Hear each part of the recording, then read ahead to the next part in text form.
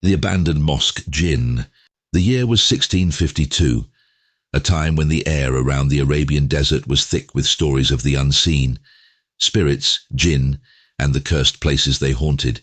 In the heart of a forgotten desert village near what is now the district of Hoora, Bahrain, stood a mosque long abandoned by the faithful. The once vibrant place of worship had been reduced to a crumbling ruin, half buried by sand and time.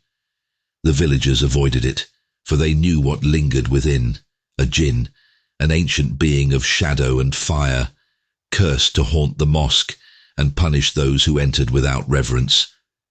It was said that years ago, the village's imam had vanished after entering the mosque for evening prayer. His disappearance left behind rumours of the jinn's wrath, claiming the mosque as its own. At night, the villagers would hear faint whispers and unsettling laughter echoing from the broken minaret, carried on the wind. But no one dared approach, except for Junaid.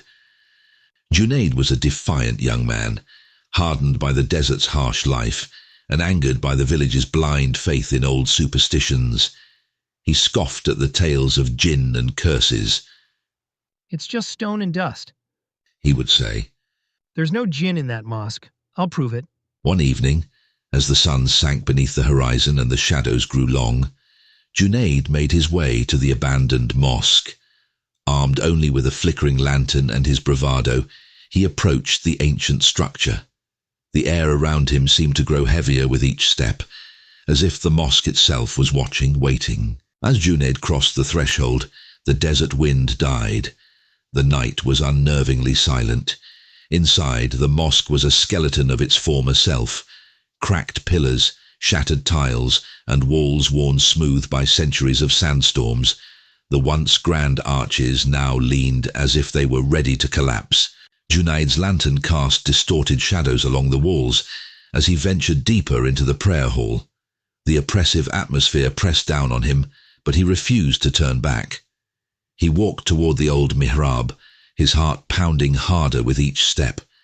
The whispers began as soon as he passed the central pillar.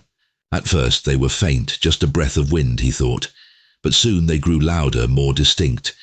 Unfamiliar words in a language Junaid didn't understand filled the air, circling him, surrounding him.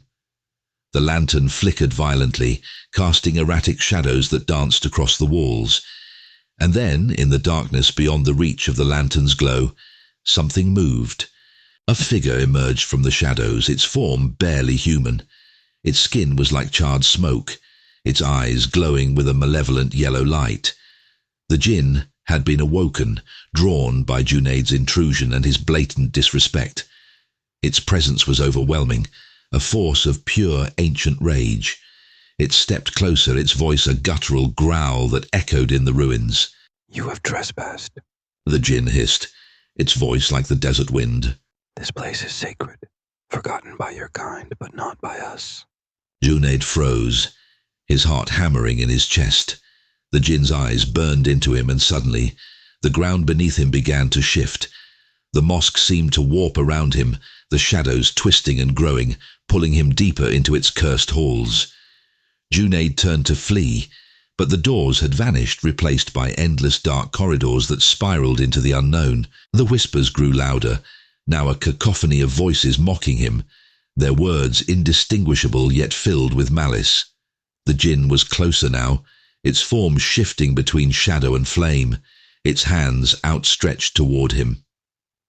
Junaid felt the heat of the fire, the weight of the ancient curse pressing down on him. Desperately, he called out for help, but his voice was swallowed by the night. The jinn let out a slow, terrible laugh, a sound that reverberated through the walls of the mosque and beyond. Junaid was never seen again. The next morning, the villagers found his lantern lying in the sand at the mosque's entrance, still faintly glowing. From that day on, the village remained silent about the mosque. The stories continued, whispered only in the darkest hours of the night, when the wind carried the distant sound of prayer from the minaret, prayers from a time long forgotten, but remembered by the jinn who still guarded the ruins. And so the mosque stood, a dark relic of a past both sacred and cursed, and a reminder to those who would dare to tread where even the desert feared to go.